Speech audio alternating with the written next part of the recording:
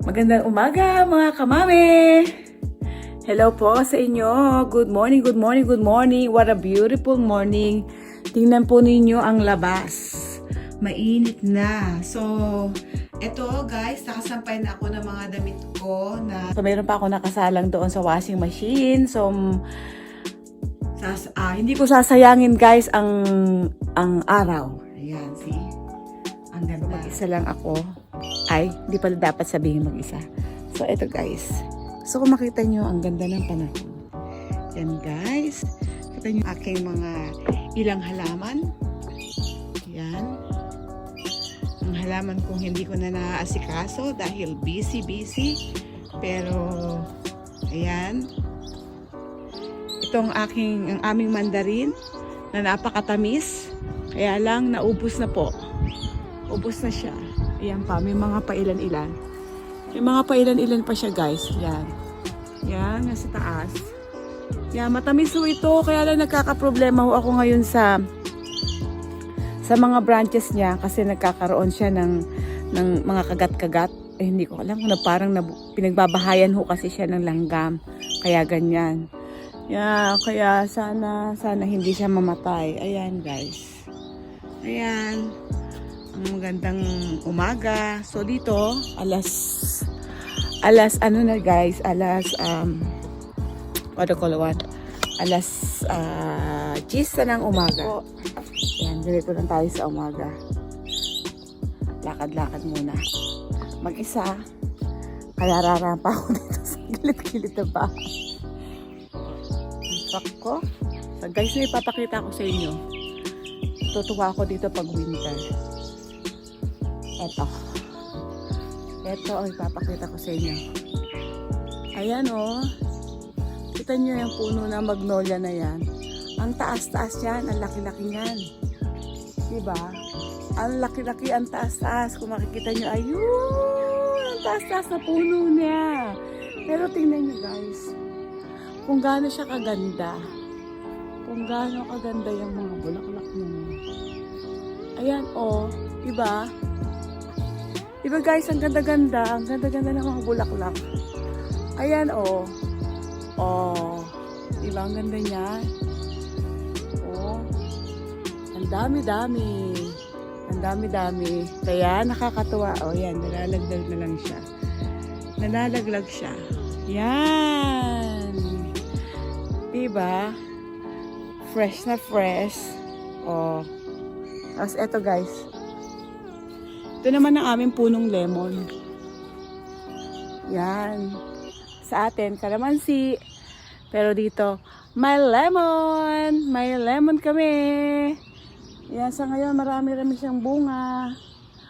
So, mga kapitbahay hindi nang hihingi. Kaya minsan nabubulok lang dito yan, guys. Nabubulok. Ayan o, di ba ang dami. Ang dami. Tapos ito pa guys, o. Ito, o. Ayan, ganito ang sampayan namin.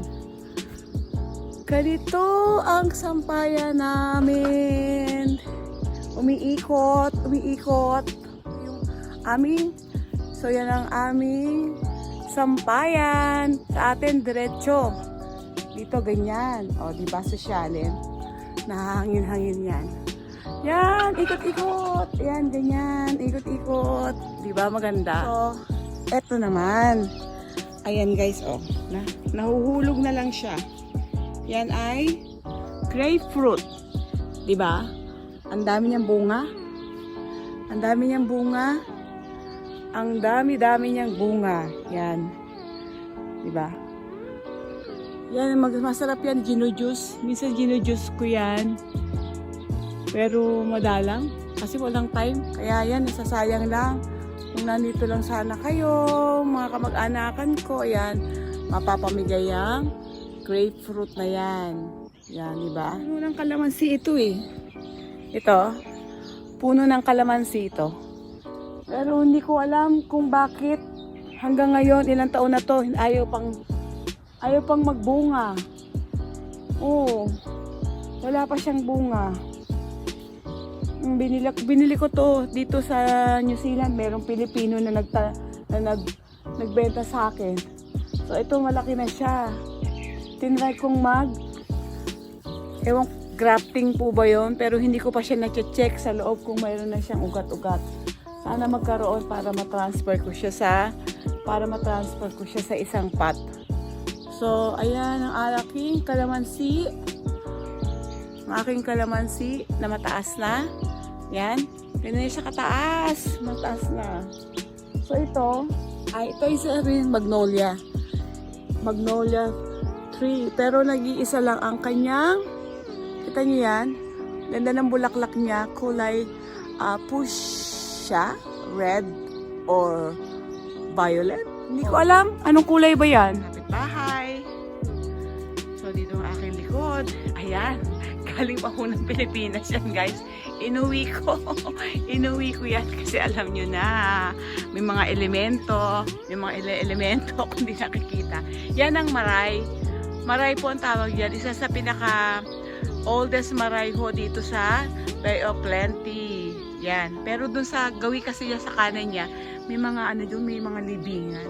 Alam niyo na. Kaya bumili ako niyan kasi alam niya nakakaramdam ako dati. Pero hindi na ngayon dahil may mga pangontra na ako. Shed namin. Ito smoker yan.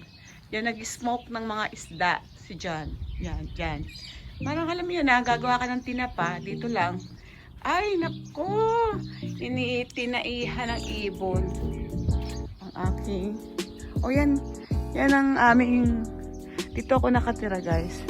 Simple. Bahay ni John. Yan, bahay ni John. Ito yung shed.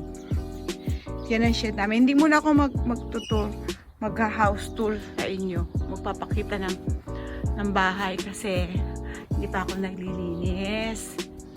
Tapos, ayan, may makapitbahay.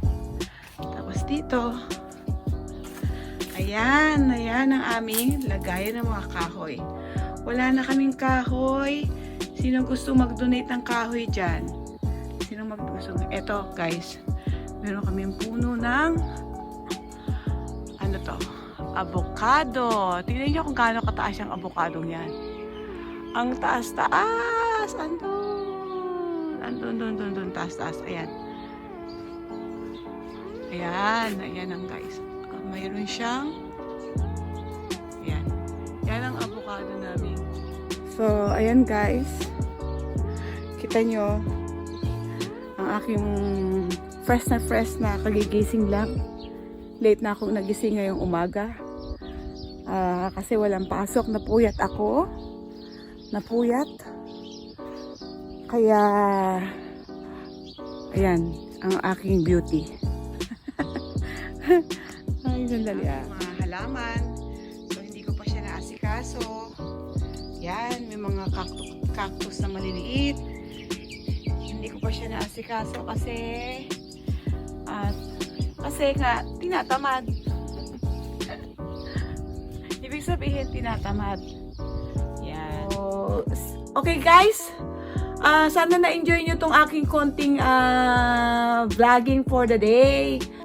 Okay guys, that's it. Bye for now. Have a good day. Mama chup chup. Mama chup chup. Mama chup chup. Bye.